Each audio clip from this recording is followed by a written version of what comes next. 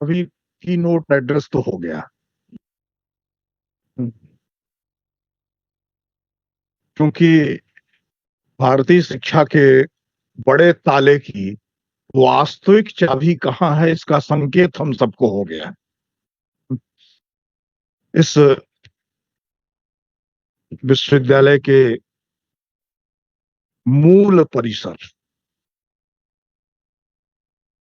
में आयोजित हो रहे इस पहले विद्या सत्र में मैं आप सबको बधाई देता हूँ, शुभकामनाएं देता हूँ। जो एक वर्ष का और मिला है अब अगला, और ये ये उचित अवसर होगा क्योंकि पत्र परसों जारी हुआ था, आप सबको कल पता चला। कल का दिन बहुत महत्वपूर्ण दिन है। इस संगोष्ठी की दृष्टि से भी ये सोच करके आदरणीय दुबे जी ने तिथि तय की थी या संयोग बस हो गया था, मुझे नहीं मालूम है। कल महामना का तिरोधान का दिन, और महामना के मानस पुत्र को इस विश्वविद्यालय को संपूर्ण आकार देने के लिए एक वर्ष का समय और प्राप्त हुआ है। इसके लिए हम बधाई दे रहे हैं।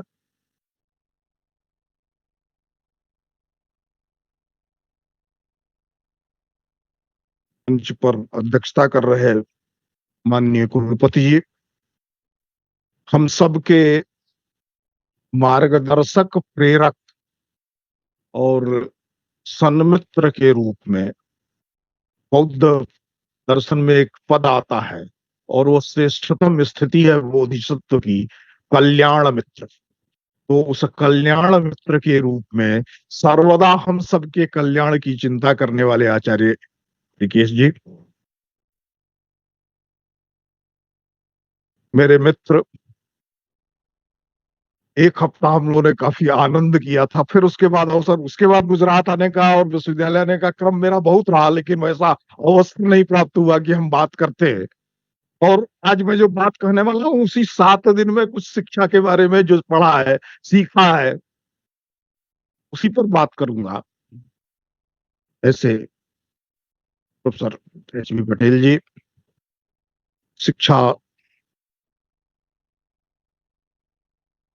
स्कूल के अधिष्ठाता, सर अमीन जी, जयप्रकाश जी, सोनल, नाम लेने में बहुत समय लगेगा, इसलिए सभी शिक्षकों को एक साथ मैं नमस्कार निवेदित करता हूं।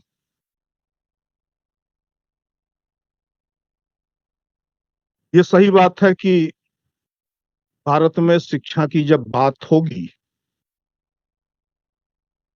तो तीन व्यक्तित्व, तीन समकालीन भारतीय चिंतन के, भारत के स्वतंत्र भारत कैसा होगा इसका स्वप्न देखने वाले और इसके लिए यत्न करने वाले युग पुरुषों की चर्चा होगी। एक जिसकी धरती पर हम हैं,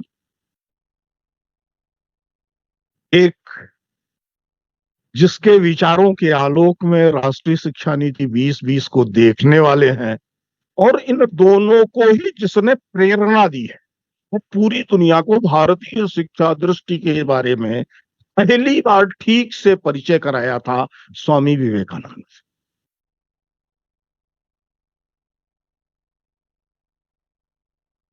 क्योंकि विवेकानंद का शिक्षा दर्शन आप बेहतर तरीके से पढ़ते हैं, गांधी का भी पढ़ते हैं, लेकिन मालवीय जी की उपेक्षा तो अभी भी शिक्षा शास्त्र के विभागों में स्वरूप में उनको नहीं देखा गया। शायद उसका कारण क्या है मैं बताऊंगा, जानबूझ के की गई उपेक्षा नहीं है, उसमें कारण है।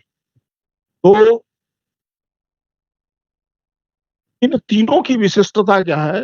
शिक्षा मनुष्य को धर्मवान बनाने की है। अभी प्रश्न हो सकता है ये धर्मवान बनाना क्यों? वस्तुतः इसको समझना होगा तो मनुष्य को समझना होगा। मनुष्य कौन है? हम सब लोगों ने शुरू से कुछ परिभाषाएं मैन के बारे में रटी थी, man is a rational animal, man is social animal वगैरह वगैरह, man is tool making animal, symbol making animal. अब तो रैशनल एनिमल, तो डॉल्फिन इज अ मैन, परिभाषा तो ठीक नहीं है। पर्सनैलिटी अगर क्लास डिफरेंस या कैरेक्टरिस्टिक बनेगा, तो डॉल्फिन को भी और चिंपैंजी को भी मनुष्य की श्रेणी में डालना पड़ेगा। सोशल एनिमल कहें तो चींटी और मधुमक्खी हमसे ज्यादा सोशल स्पीसीज हैं, मनुष्य से ज्यादा हैं। तो उसमें मनुष्य तो दोयम दर्जे का होगा, लेकिन उनको मैन की कैटेगरी में डालना पड़ेगा। डेफिनेशन तो ऐसी नहीं हो सकती। एजुकेशन मनुष्य बनाने की मैन मेकिंग प्रोसेस। अब मनुष्य बनाने की यह प्रक्रिया होगी कैसे, जब तक मनुष्य का स्वरूप न स्पष्ट हो। यह समझना है कि विवेकानंद, मालवीय जी और गांधी जी, इन तीनों के शिक्षा दर्शन का या शिक्षा संबंधी उनका जो दृष्टिकोण है, वह दृष्टिकोण मनुष्य की अवधारणा को लेकर, मनुष्य कहते किसको, नई बात नहीं, सिर्फ इतना ही कह रहे हैं जो हम सब लोगों ने पढ़ा था, ध्यान नहीं है कि यह परिभाषा है। आहार निद्रा भय मैथुनम च सामान्य वेतद पशुभिन नराणाम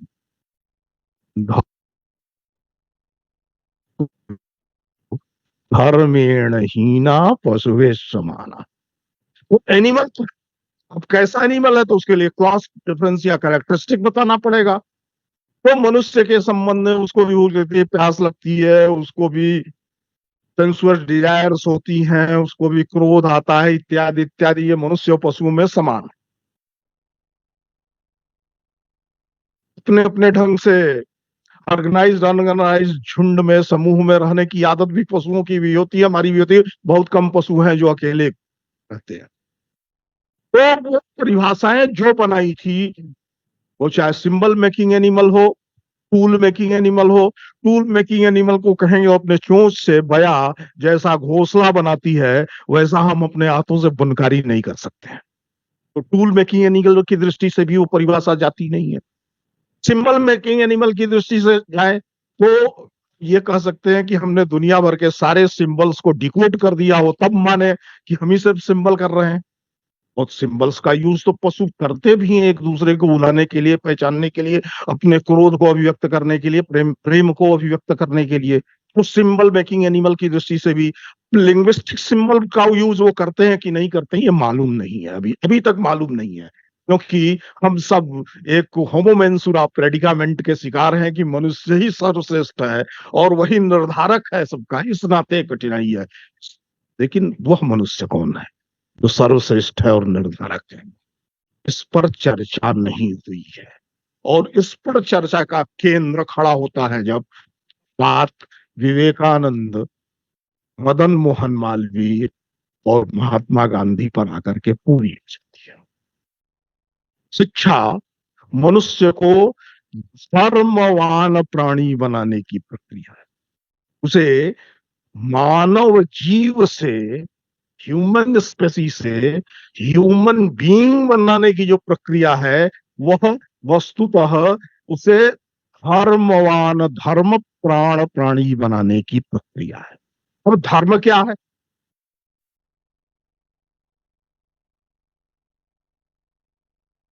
इस बहुत सारे विवादों में जाने की जरूरत नहीं है, लेकिन मालवीय जी तो बार बार उस चीजों की चर्चा करते हैं। आजीवन जिन्होंने भी मालवीय जी से आशीर्वाद प्राप्त किया था, हर विद्यार्थी को जो आशीर्वाद देते थे, वो कभी हिंदी में, कभी संस्कृत में, अंग्रेजी में नहीं देते थे। तो देशभक्त्या आत्मत्यागेन सम्मानार्थ हौसला,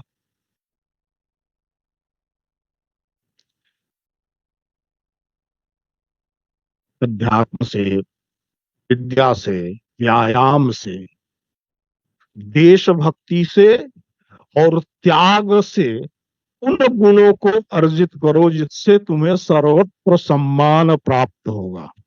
रूप में बड़ी मांग है, फर्स्ट डिजर्व दैट डिजायर। सबसे पहले अपने अंदर अर्हता अर्जित करनी है। और अर्हता क्या है? मनुष्य होने की अर्हता पहली अर्हता है। आप मनुष्य हो तब तो आपको मनुष्य समाज में सम्मान मिलेगा। तो भारतीय शिक्षा प्रणाली के पूरे 1835 के बाद से लगातार जो चली है, वो प्राथमिक शिक्षा से लेकर के और उच्च शिक्षा तक किसी भी दृष्टियों से विचार करें तो वो जो बनाना चाहते थे वो नहीं बना पा रहे थे।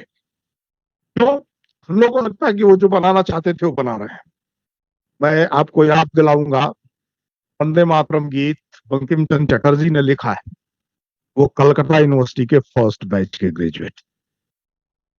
कलकत्ता यूनिवर्सिटी की स्थापना इसलिए थोड़ी हुई थी कि भारत के स्वतंत्रता आंदोलन को प्रेरणा देने वाला गीत रचने वाला व्यक्ति वहां से निकल करके आएगा।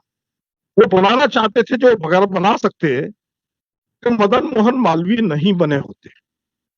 क्योंकि मदन मोहन मालवीय ने बीए किया, फिर हाई स्कूल में नौकरी की, उसके बाद से कांग्रेस में आए। कांग्रेस में आते आते उनकी ख्याति हुई, उन्हें एडिटर बना करके रामपाल सिंह ले गए। रामपाल सिंह से उन्होंने कुछ मूल्यों पर शर्तें रखी थी और उसका परिणाम हुआ, उस शर्त का ही परिणाम हुआ कि वो वकील बन गए। यानी सबको मालूम होगी। शर्त यह था कि वो शराब पीते थे, राजा लोग पिया करते थे, वो भी पीते थे। उन्होंने कहा कि शराब पिए होंगे तो आप मेरे सामने नहीं आएंगे, जिस दिन आएंगे उसी दिन छोड़ के चला जाऊंगा। एक दिन आ गए झोंक में, सवेरे उन्होंने त्याग पत्र दिया, जाने लगे। प्रयास किया गया रुकने का, तो उन्होंने कहा नहीं, अब मैं अपने काम में जा रहा हूँ। तो ये तय हुआ कि 250 रुपए उनको 1889 में वेतन मिलता था। उतना ही उनको इलाहाबाद यूनिवर्सिटी दिया गया और राजा ने शराब भी छोड़ दी। This is the process. ये मनुष्य निर्माण की प्रक्रिया है। बिना दंडित किए हुए, बिना किसी को नुकसान पहुंचाए हुए व्यक्ति को सद्गुणों से कैसे जोड़ा जा सकता है।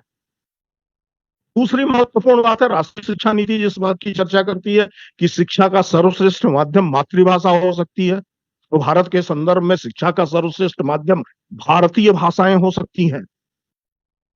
अभी भी राष्ट्रीय शिक्षा नीति 2020 उच्च शिक्षा के क्षेत्र में इस बात को जोर देके नहीं कर पा रही है स्रोत सूत्र है, प्रयास भी जारी हुआ है, लेकिन मातृभाषाओं में ही उच्च शिक्षा हो मात्र, ऐसा वो नहीं कह पा रही है। मालवीय जी जिस 1904 में काशी हिंदू विश्वविद्यालय की स्थापना का बड़ा स्वप्न देखा गया था, फर्स्ट प्रोस्पेक्टस पब्लिश्ड है वो, उसमें ऑब्जेक्टिव में हिंदी के माध्यम से उच्च शिक्षा और अनुसंधान उपलब्ध कराना प्रोस्पेक्टस अंग्रेजी में है, लेकिन यह लक्ष्य था उस विश्वविद्यालय का। ये बात ये बात भी बड़ी मजेदार है। इसमें हम एक और व्यक्ति को भूल जाते हैं, उसकी कविता तो याद करते हैं। उन सबको जब तक ध्यान नहीं देंगे तब तक बात समझ में नहीं आती है। भारतेंदु हरिश्चंद्र ने बलिया में एक मेले में एक लेक्चर दिया था, बाद में छपा भी, भारतवर्ष उन्नति कैसे हो। उसमें उन्होंने भारतीय भाषा हिंदी के माध्यम से काम करने वाले एक विश्वविद्यालय की कल्पना की थी। वो तो फर्स्ट आइडिया है भारत के अंदर, यूरोप के तर्ज पर विश्वविद्यालय, किंतु वह हिंदी के माध्यम से करेगा। फिर उसके बाद से भारतेंदु ने उस बात को काफी आगे बढ़ाया था। वह एक दृष्टिकोण चला रहा था, क्योंकि मालवीय जी के सामने दो धाराएं थी। एक वो टैगोर की दृष्टि थी, टैगोर के पिताजी से जो चली आ रही थी, जिसमें भाषा महत्वपूर्ण नहीं थी, सिर्फ फिलोसफी महत्वपूर्ण थी। और एक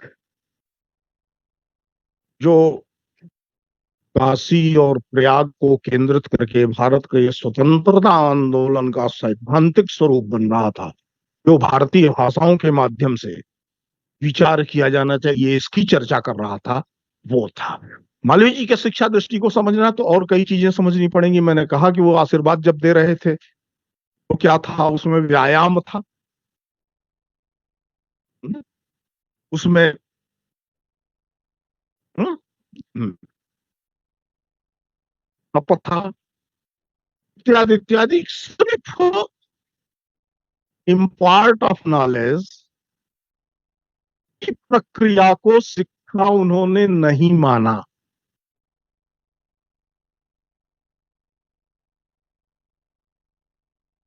राष्ट्रीय शिक्षा नीति पहली बार भारत के अंदर आधिकारिक स्तर पर एक चीज आई है, जो नयापन है वो यही है, कैरिकुलर, को कैरिकुलर, एक्स्ट्रा कैरिकुलर के नाम पर शिक्षा में जो ये अवधारणा विकसित की गई अलग अलग करने की, उसको समाप्त किया है।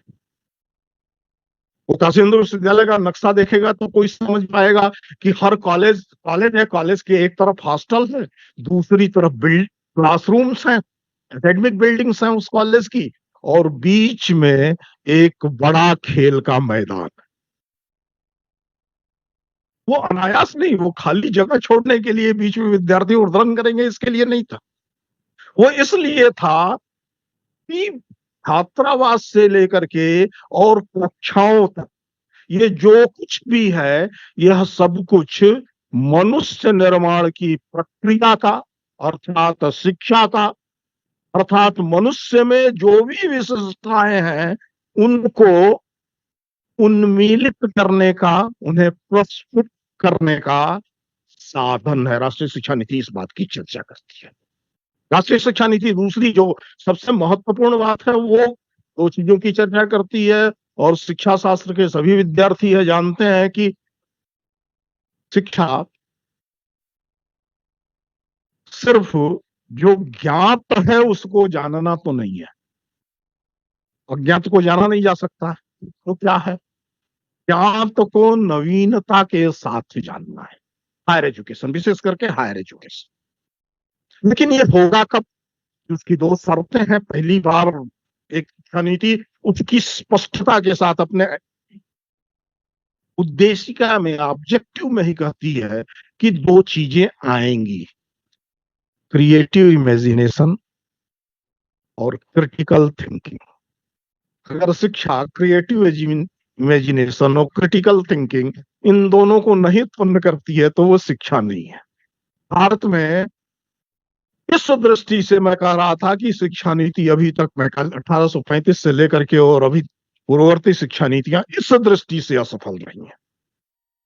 वो किसी पर्पस को पूरा करने के लिए एक कॉन्स्पिरेसी थ्योरी के अंतर्गत आई और उस कॉन्स्पिरेसी की दृष्टि से सफल रही है, एक बात अलग है। लेकिन हम जब शिक्षा नीति की दृष्टि से विचार करते हैं तो उसमें असफलता आती है। तो बार बार जब व्यायाम की बात करते हैं, जब आत्म बोध की और त्याग वृत्ति की बात करते हैं, वो देशभक्ति की बात करते हैं, तो इसके पीछे का कारण क्या है? क्योंकि ये पूरी की पूरी शिक्षा पद्धति जो बनी थी वो इंडिविजुअलिस्टिक थी। ये इंडिविजुअल को उसके कैरियर के निर्माण में ये सूचनाएं कितनी उपयोगी हो सकती हैं इस पर ही था। हम सब लोगों को अपनी पीढ़ी में तो याद ही है कि हम सबको यही बताया जाता था, ठीक से पढ़ोगे तो ये हो सकते हो, वो हो सकते हो। हमारे अभिभावकों ने भी बताया, हमारे अध्यापकों ने भी बताया। तो इसमें पूरा लक्ष्य क्या होता है, ये जरा सा ठीक से पढ़ लो तो तुम पास हो जाओगे। यानी कि पूरी की पूरी शिक्षा प्रणाली मनुष्य बनाने की नहीं थी, या तो उसे तकनीक संपन्न बनाने की थी, या सर्टिफाई करने के लिए थी कि अब इतना बेकार हो चुका है इसका दिमाग कि अब ये इस काम में आ सकता है।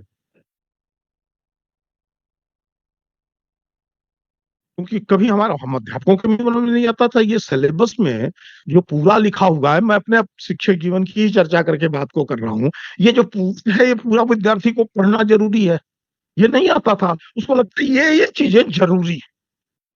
तो ये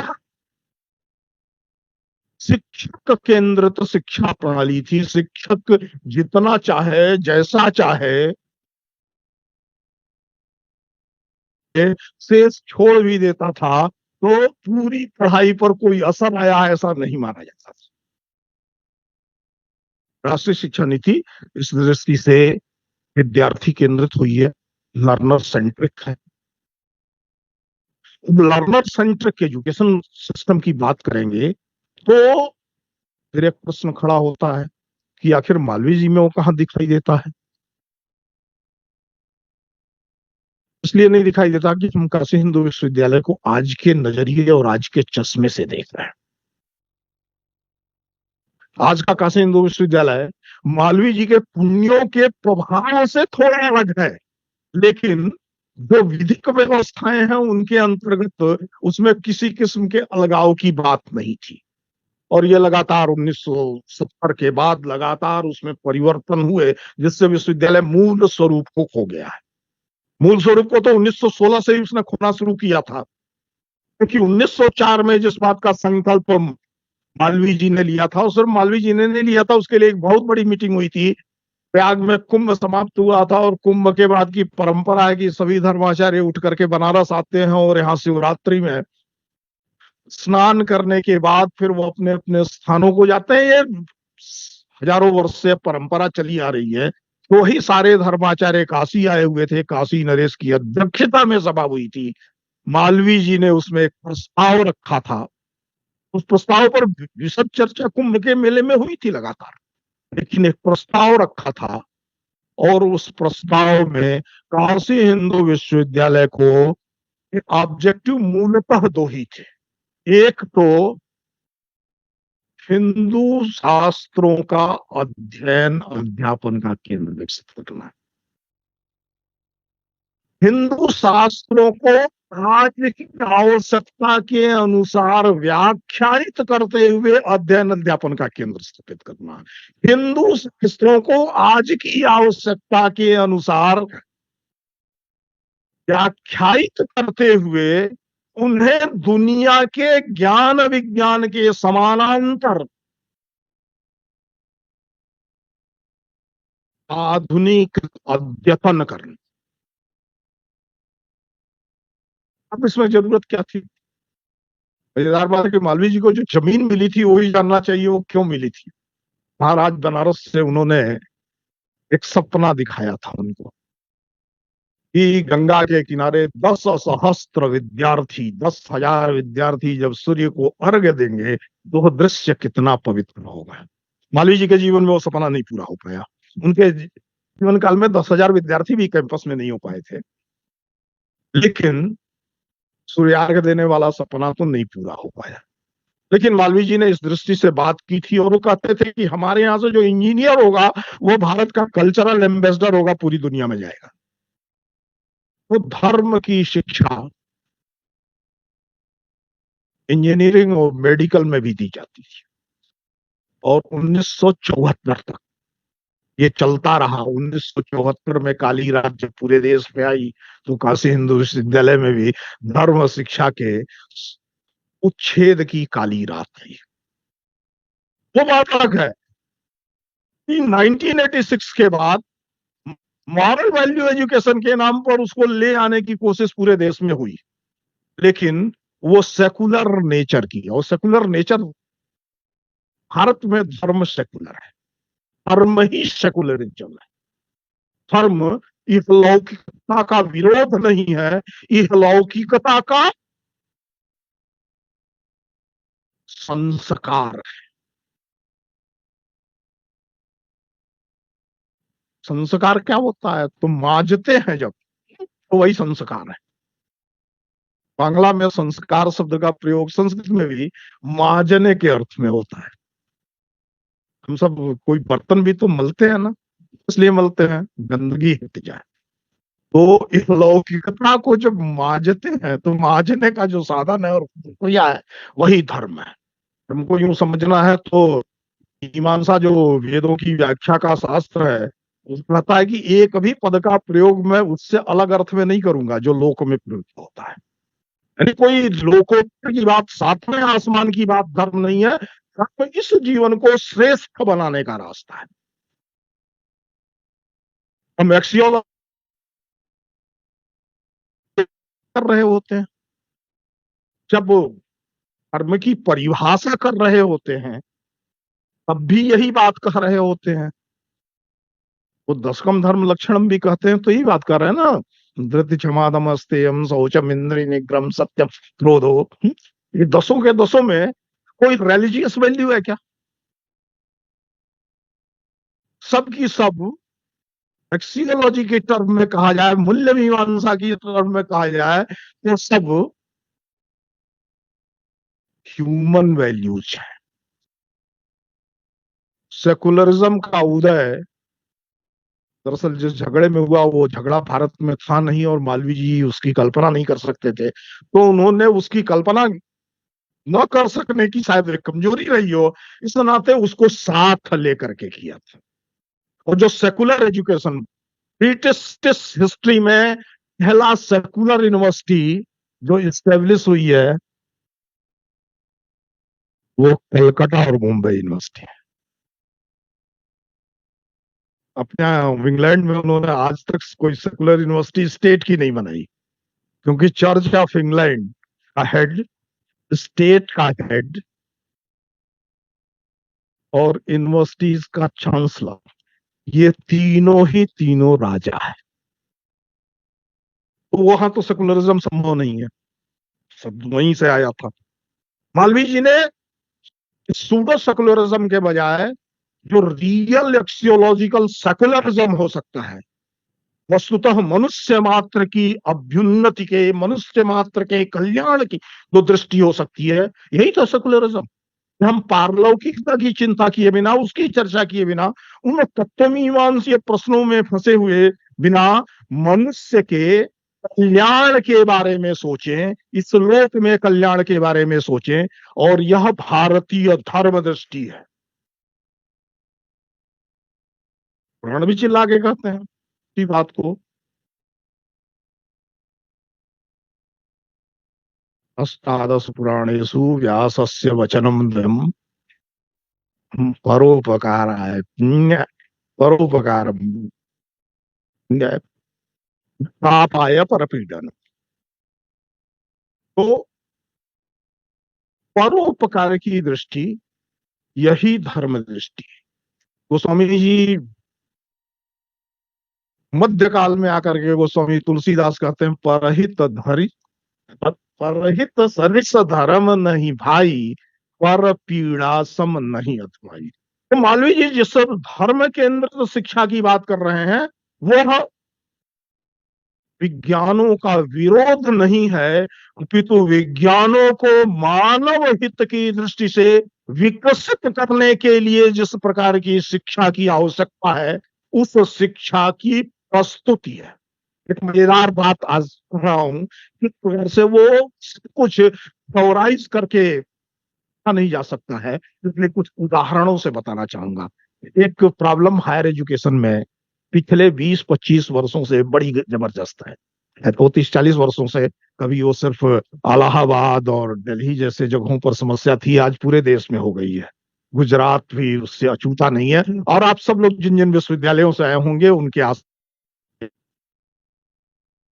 के द्वारा क्लासरूम टीचिंग के बजाय कुछ वो जो दुकानें खुल गई हैं बड़े अफसर बनाने की, उनमें कोचिंग करने का। नहीं, आश्चर्य नहीं है, हम सब सारे लोग हैं, हमें अनुभव होगा, लाख प्रयासों के बाद भी वो चल रहा है, और हमारा शिक्षक समुदाय उसमें सहभागी है। उसको वैसा करने वालों को बहुत सम्मान भी दे रहा है। बनारस आज भी इस दृष्टि से अछूता है। मैं उस विश्वविद्यालय का विद्यार्थी रहा हूं, शिक्षक होने का सौभाग्य मुझे नहीं प्राप्त हुआ है, इसलिए मैं दोनों आचार्य श्रेष्ठ जो बैठे हैं इनसे बहुत अवर हूं। लेकिन एक दृष्टि से मुझे पता है, रात के 12 बजे, इन सबको तो जीवन में अनुभव हुआ, मैंने किया है, और जिन लोगों ने झेला है उसको, रात को 12 बजे भी आपका शोध छात्र आपका दरवाजा खटखटा सकता है, और उसी भाव से आएगा वो कुछ भी पूछने के लिए जिस भाव से आपके चैम्बर में मिलता। दोनों में कोई अंतर, उसको इस बात का संकोच नहीं है कि मैं अपने गुरुजी को रात को 12 बजे डिस्टर्ब कर रहा हूं, और शिक्षक को भी इस बात का मलाल नहीं है कि मेरी रात की नींद उसने खराब कर दी है। ये कमोबेश आज भी जिंदा है। युग काल का प्रभाव पड़ा है, क्योंकि मालवीय जी को गए हुए बहुत दिन हो गया। ये मालवीय जी ने किया। मालवीय जी जिस शिक्षा दृष्टि की बात कर रहे हैं, हम इंक्लूजन की बात बहुत जबरदस्त कर रहे हैं शिक्षा में, जरूरी भी है, समाज की, देश की आवश्यकता है। मैं 1927 की एक घटना के साथ आपको ध्यान दिलाना चाहूंगा। उन दिनों हायर एजुकेशन में पूरे देश के अंदर जो क्लास ही शब्द का प्रयोग करूंगा, जब क्लास जैसी कोई चीज भारत में रही नहीं है। लेकिन जो क्लास आता था, फॉरवर्ड क्लास आता था। 90-95% फॉरवर्ड क्लास का विद्यार्थी आता था। कुछ बैकवर्ड क्लासेस से आते थे और रेयरली SC ST कम्युनिटी से आता था। ये स्थिति थी। उसके बीच अबू जगजीवन राम जी ने मैट्रिक पास किया था और बिहार में वो चौथा स्थान प्राप्त किए थे। और उनके पास कॉल्विन तालुकेदार कॉलेज लखनऊ से, जो उस प्रोविंस का बिशप था, वो स्वयं गया था कि तुम कॉल्विन तालुकेदार में एडमिशन ले लो, लखनऊ आ जाओ, जीवन बन जाएगा। उसके कुछ दिन पहले मालवीय जी भी गए थे। उन्होंने भी कहा था कि मैट्रिक कर लेना तो काशी आना तुम मेरे विश्वविद्यालय में। दोनों बातें बाबू जगजीवन राम की माँ को भी पता थी। माँ ने कहा उनसे कि वो बनारस वाले जो पंडित जी आए थे, उन्हीं के स्कूल में जाओ। वो आ गए, इसके आधार पर आ गए। आने के बाद यहाँ समस्याएं खड़ी हुई। समस्या क्या खड़ी हुई, उसकी चर्चा मैं करना चाहता था। किस परिस्थिति में आए, स्वेच्छा आए, किसी मजबूरी में नहीं आए। इतना बड़ा ऑफर छोड़ करके आए थे, किसी मजबूरी में नहीं आए थे। और काशी हिंदू विश्वविद्यालय, जो एक ब्राह्मण के द्वारा, ब्राह्मण बहुसंख्यकों के द्वारा, ब्राह्मणों के सबसे बड़े केंद्र काशी में चलाया जा रहा है, उसमें एक हरिजन, चमार जाति का हरिजन, मैट्रिक पास करने के बाद, फोर्थ पोजीशन स्टेट में प्राप्त करने के बाद स्वेच्छा आता है, ये बताना है। और उसका विश्वविद्यालय ने स्वागत भी किया। हॉस्टल में कुछ दिन रहे। अचानक वहां पर जो डॉक सर्वेंट्स थे, जो बर्तन वगैरह धुलने का काम करते थे, वो व्यवस्था भी समाप्त हो गई, इसलिए आप लोग को बताना पड़ रहा है। तो वो अधिकतम पिछड़ी जाति के, कहार जाति के थे, उसमें मेजॉरिटी उसी जाति की थी। उनको पता चला कि ये चमार जाति का है, तो उनका बर्तन मलने से उन्होंने मना कर दिया। उसके विरुद्ध काशी हिंदू विश्वविद्यालय के विद्यार्थियों ने यह आंदोलन खड़ा किया कि हम भी अपना बर्तन इनसे नहीं मलवाएंगे, स्वयं धोएंगे। और ये 3 दिन चला। इस बीच अब उनके पास तो बेरोजगार होने की संभावना आ गई, क्योंकि सरकारी नौकरी तो मिली थी नहीं जी, कि काम नहीं करेंगे तो तनख्वाह मिलती रहेगी।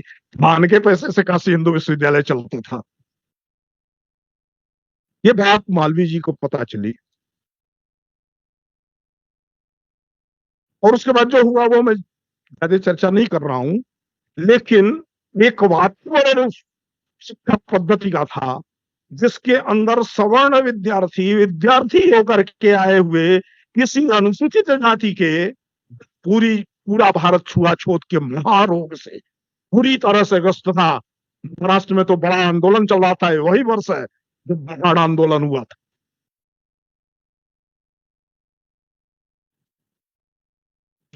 ये प्रभाव का परिणाम है कि वहां का विद्यार्थी विद्यार्थी यही सनाती है, जाति मुक्त है पूरी तरह से। यहाँ जो भी आए हुए हैं वो सब समान है, इस अवधारणा के साथ पढ़ाई करते हुए अपने सहपाठी के साथ सामाजिक न्याय की दृष्टि से नहीं, सामाजिक संवेदना की दृष्टि से खड़ा होता है। मालवीय जी की शिक्षा दृष्टि को समझना है तो हायर एजुकेशन में किस प्रकार से सामाजिक संवेदना प्राप्त की जा सकती है, इसको समझना है। मैं भी ये भी इसलिए कही कहना चाहता हूं कि हायर एजुकेशन को हम लोगों ने वैल्यू न्यूट्रल बना दिया। वैल्यू एजुकेशन वगैरह भी सेकेंडरी तक तो ठीक है, वैसे तो ये प्राइमरी एजुकेशन का हिस्सा है, सेकेंडरी तक कुछ चलेगा, लेकिन हायर एजुकेशन में वैल्यूज पढ़ाने की जरूरत नहीं है। मालवीय जी ने जिन वैल्यूज की, जिस धर्म शिक्षण की बात अपने यहाँ हायर एजुकेशन में की थी, उसका परिणाम था कि भारत की सबसे ज्वलंत समस्या ने उस विश्वविद्यालय को पुणे से दूर। नीति में किस प्रकार से इंक्लूजन होगा, इसके रास्ते बताएंगे, उन समस्याओं की चर्चा की गई, कैसे आगे बढ़ेंगे चर्चा की गई। लेकिन व्यवहारिक रूप से वो अनुप्रयोग में कैसे आएगा, इसका कोई उदाहरण दिखाई देता है तो मालवीय जी की दृष्टि में दिखाई देता है। इसकी चर्चा करना चाहता था मैं, इसकी चर्चा करना चाहता था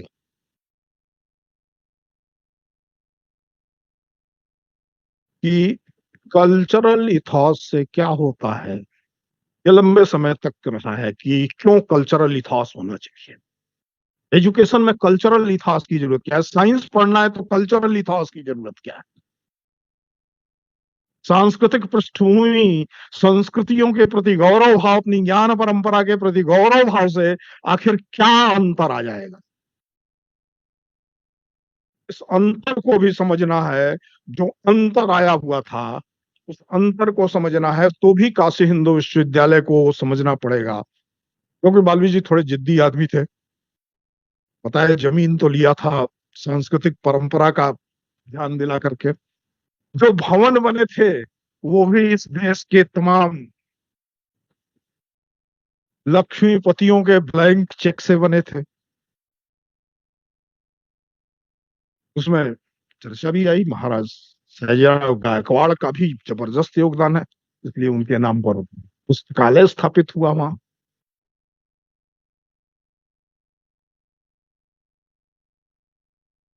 किंतु सारी बिल्डिंगें बन, इंजीनियरिंग कॉलेज की बिल्डिंग बन गई थी,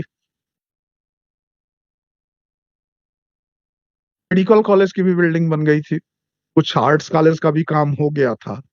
लेकिन मालवीय जी कैंपस को सेंट्रल हिंदू स्कूल कैंपस में कमच्छा में जो एनी बेसेंट से उनको मिला था हिंदू कॉलेज, उसमें ही चला रहे थे, जाने नहीं दे रहे थे। क्यों? तो जब संस्कृत कॉलेज की बिल्डिंग नहीं बन जाती और वो नहीं जाता है, तब तक हम वहां नहीं जाएंगे।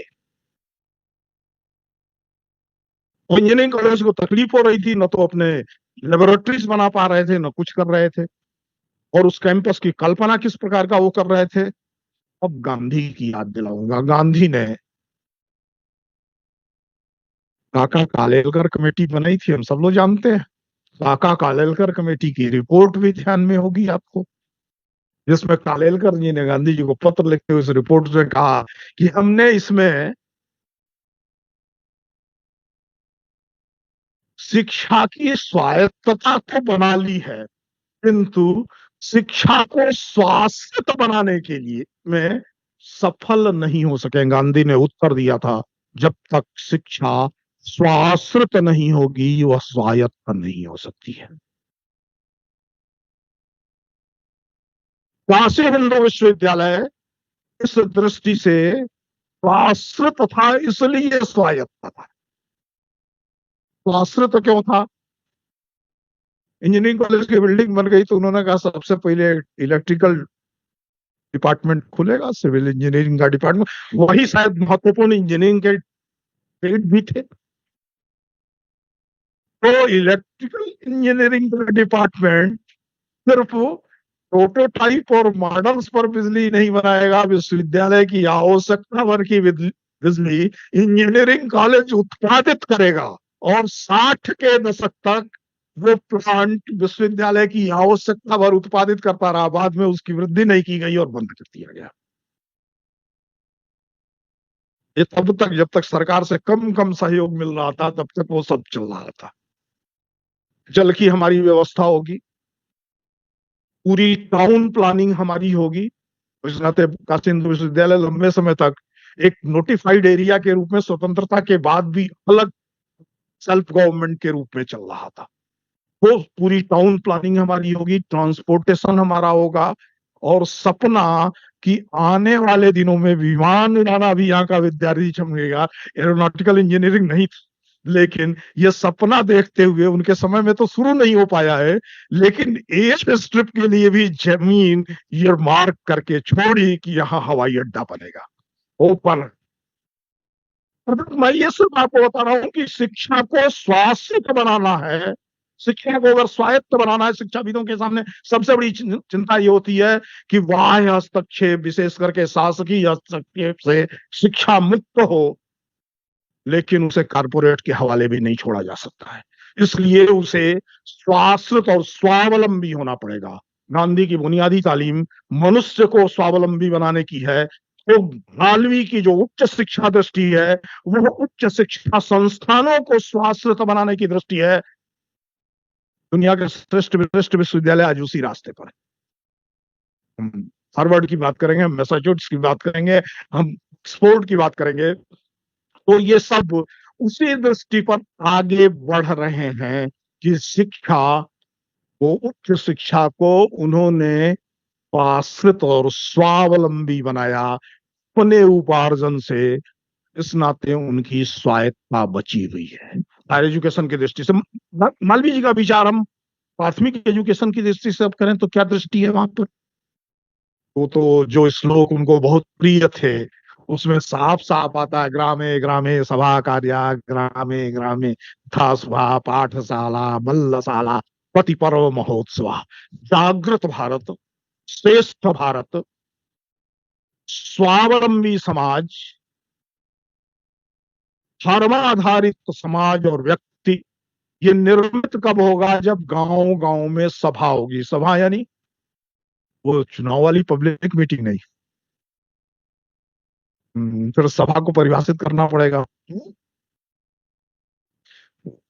श्लोक है, न सा सभायत न संति वृद्धा, न सा वृद्धा न प्रवदन्ति धर्म।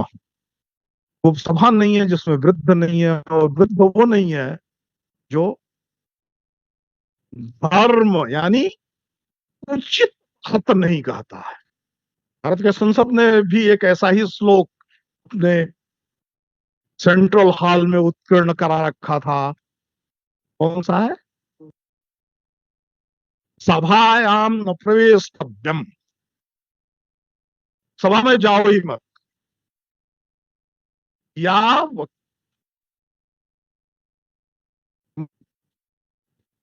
हिंदी भाव बता दे रहा हूं, सभा में मत जाओ, श्लोक उठ नहीं रहा है। या तो जाओ तो मौन मत रहो। मौन नहीं रहोगे तो क्या करोगे? दिल की उचित बोलो। अब ब्रुवन विब्रुवन वा नरो भवति किल्विषि। चुप रहता है दुर्योधन। राष्ट्र की सभा में दुर्योधन के कृत्य पर जो सभा ने किया तो महाभारत हो गया। चुप रहता है वृद्ध श्रेष्ठ, वो भी पाप का भागी होता है। और गलत बोलता है शकुनी की तरह, तो भी पाप का भागी होता है। वह सभा होनी चाहिए, क्योंकि भारत का आंदोलन चलाना नहीं चलेगा। ग्रामे ग्रामे सभा कार्या, ग्रामे ग्रामे कथा सभा।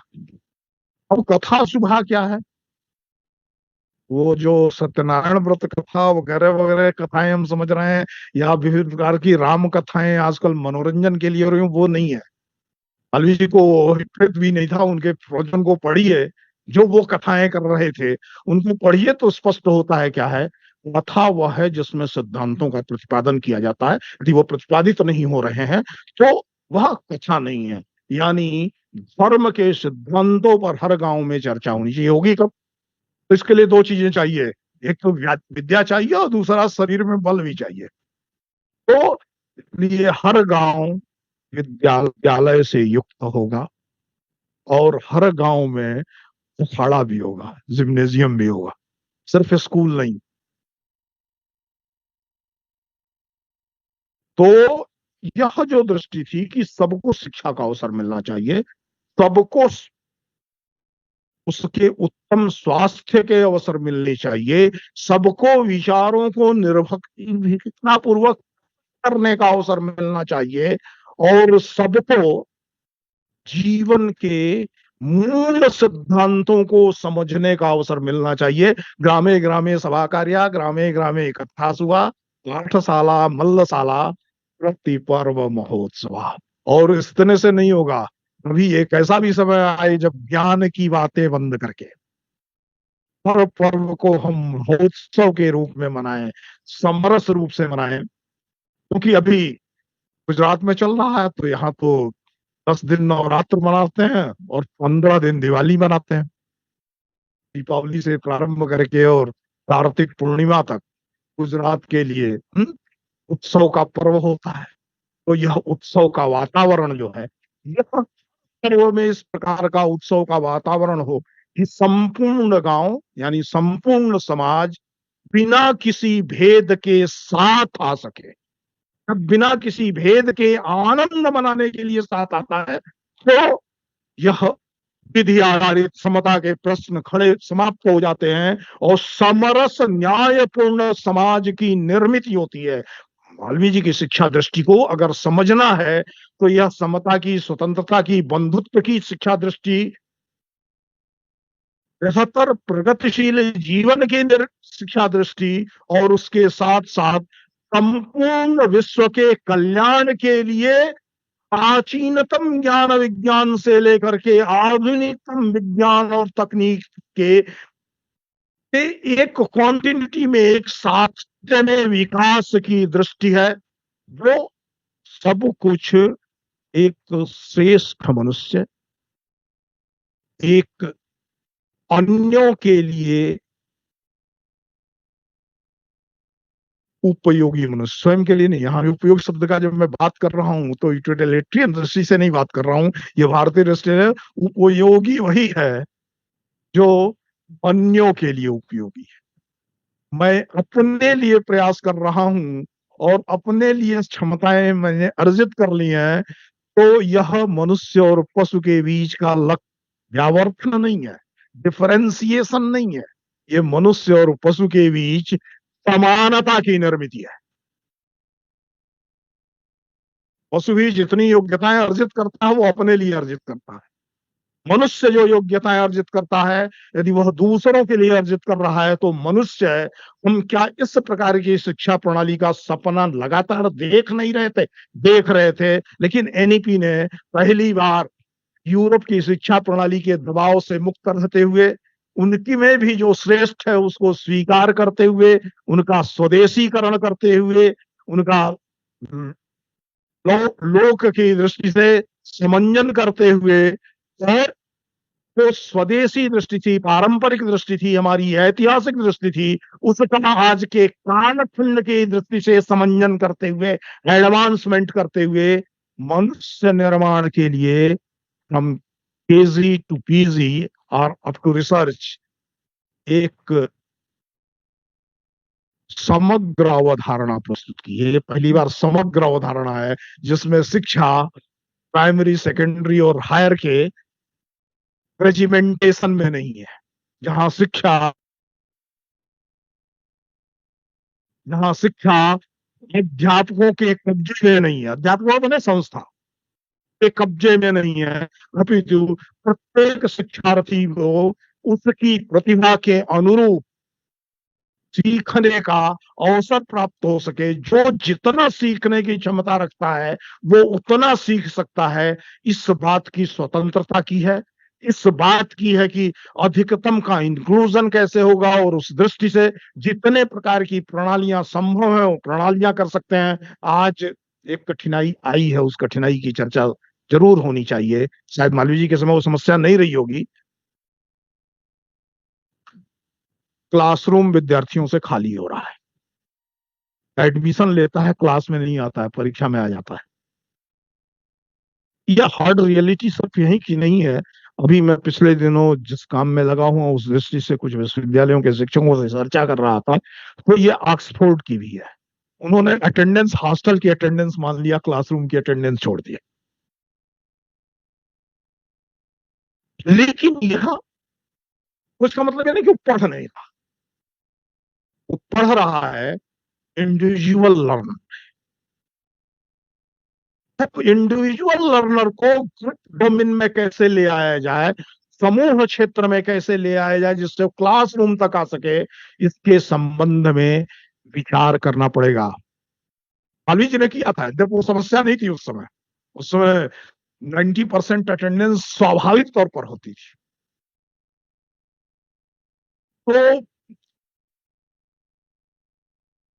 उसका रास्ता क्या है? उसका रास्ता उन्होंने वही निकाला था। मालवीय जी सप्ताह में एक दिन, शुरुआती दौर में इंजीनियरिंग कॉलेज में, बाद में आर्ट्स कॉलेज के, जिसको आजकल हम लोग राधा कृष्णन हॉल कहते हैं, उसमें सभी विद्यार्थियों की कक्षा लिया करते थे। वो पढ़ाते कुछ नहीं थे, क्यों पढ़ना है यह बताते थे। आज विद्यार्थी को क्यों पढ़ना है हमारी पढ़ाई का ऑब्जेक्टिव का हम भी बताते हैं, इसलिए पढ़ना है कि पास हो जाओगे, इसलिए पढ़ना है कि इतना पढ़ोगे तो इस स्तर पर चले जाओगे, इतना पढ़ोगे तो इस स्तर पर चले जाओगे। तुम चाहे करोगे, तुमको किस स्तर पर जाना है वैसी पढ़ाई करोगे, ये बताते हैं ना। लेकिन क्यों पढ़ना है, उदात्त लक्ष्य विद्यार्थी के सामने आने चाहिए। हायर एजुकेशन उन उदात्त लक्ष्यों से वंचित है। एनईपी वह उदात्त लक्ष्य सिद्धांत के तौर पर अपने प्रस्ताव में तो प्रस्तुत कर रही है, जो मालवीय जी काशी हिंदू विश्वविद्यालय के प्रोस्पेक्टस में प्रस्तुत कर रहे थे। अंत में एक बात और कहूंगा, मालवीय जी दुनिया के उन कुछ लोगों में थे जो श्रेष्ठतम अंग्रेजी बोलते थे। शिमला में उन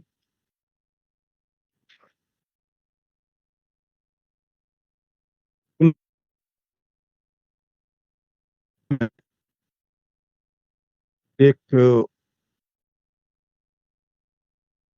इन दिनों एक काउंसिल होती थी 12 सदस्यों की।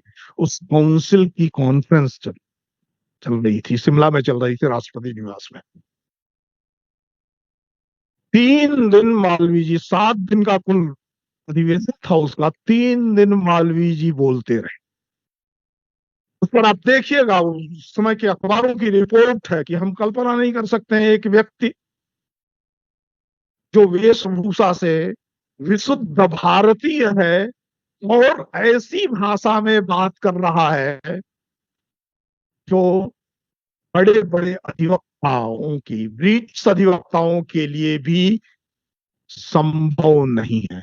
मैं इस तरह रहा हूं कि ये बात 1886 में दादा भाई ने कही थी, तो 1916 में ब्रिटेन के तमाम अखबारों ने कही थी, लेकिन 1939 में 2 घटनाएं हुई हैं। एक, गांधी जी काशी हिंदू विश्वविद्यालय में विशेष दीक्षांत के लिए गए थे, जो रजत जयंती वर्ष दीक्षांत था। उसमें वो हिंदी में बोल रहे थे और उन्होंने चिंता प्रकट की थी। मालवीय महाराज ने 1916 में ही मुझसे कहा था कि अभी चार्टर की बाध्यता के कारण से, मैंने कहा था 1904 में कहा था हिंदी में विश्वविद्यालय चलाएंगे, मालवीय जी ने गांधी जी से कहा था कि अभी चार्टर की बाध्यता के कारण से हमें अंग्रेजी स्वीकार करनी पड़ रही है। दूसरा, यूरोप के विषयों के पढ़ाए जाने के लिए पर्याप्त किताबें भी हिंदी में नहीं है। यह जल्दी ही तैयार हो जाएंगी, फिर यह विश्वविद्यालय हिंदी और भारतीय भाषाओं में। मालवीय जी ने चिंता प्रकट की कि बहुत सारे लोगों के लेक्चर हुए, सब अंग्रेजी में बोल रहे थे, कोई तेलुगु में बोलता, कोई तमिल में बोलता, अपनी अपनी मातृभाषा में। पूरे देश के अध्यापक वहां थे और तो वो कह रहे थे अपनी अपनी भाषाओं में बोलते तो भी अच्छा लगता, लेकिन मैं तो हिंदी में बोलूंगा। और मालवीय जी का सपना अधूरा है। मालवीय जी उसी वर्ष इलाहाबाद यूनिवर्सिटी के कन्वोकेशन एड्रेस के लिए गए और उन्होंने हिंदी में अपना एड्रेस प्रारंभ किया। इलाहाबाद यूनिवर्सिटी जो ऑक्सफोर्ड ऑफ इंडिया के रूप में अपनी पहचान को बनाए हुए है, अब कितनी है नहीं बस में, लेकिन वो उसकी ओर से दबाव है।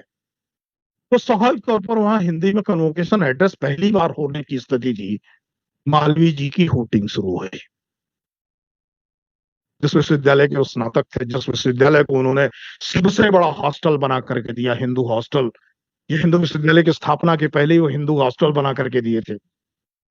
जिस नगर में उन्होंने सेवा समिति की स्थापना की थी, जो भारत में स्काउट गाइड का प्रोटोटाइप बना था, या कन्वर्ट ही हुआ था उस रूप में, जहां पर उन्होंने लगातार हाई कोर्ट के अंदर वो बहसें की थी जो भारतीय विधि शास्त्र के इतिहास में ही नहीं, ब्रिटिश विधि शास्त्र के इतिहास में भी नजीर के रूप में, चौरा चौरी केस में 153 लोगों को फांसी से चढ़ाया जाना एक उदाहरण है।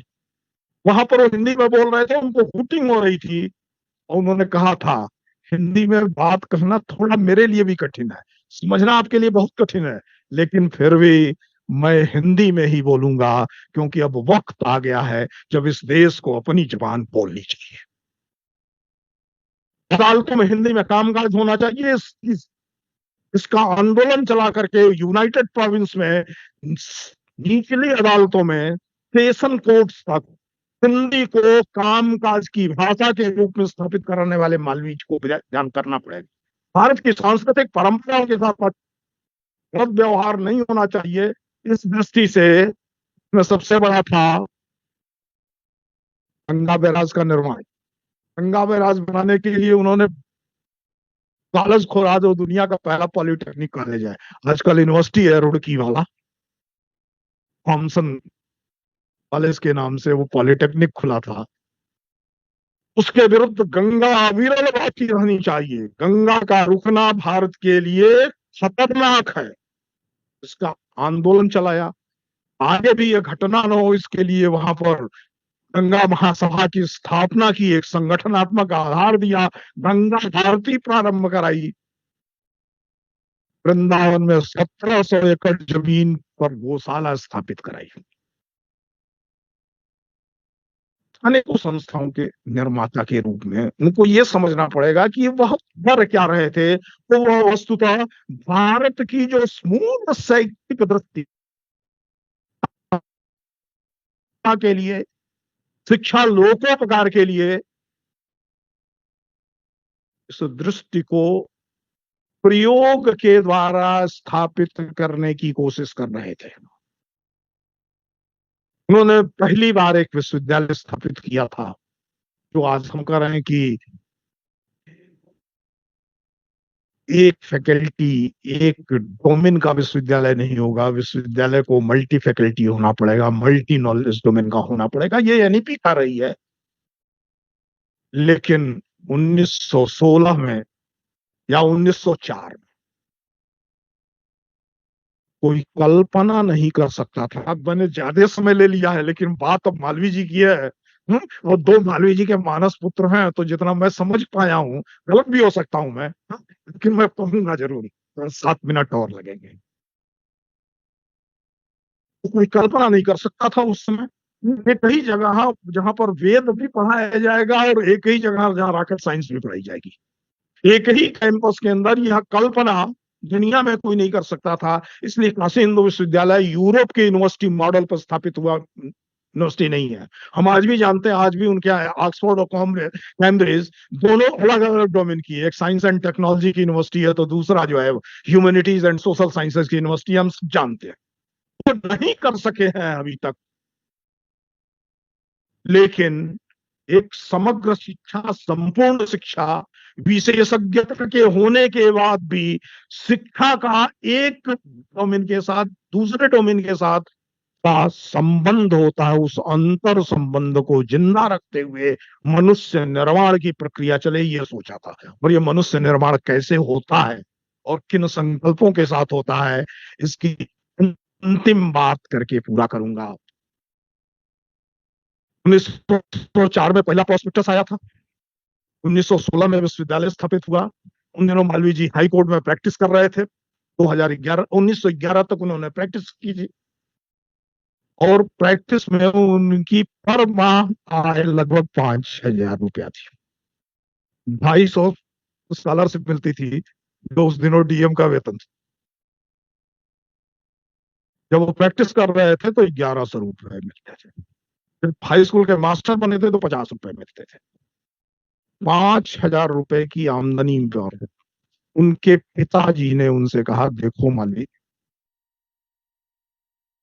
अब बहुत कर लिया, 50 वर्ष तुम्हारी उम्र हो गई,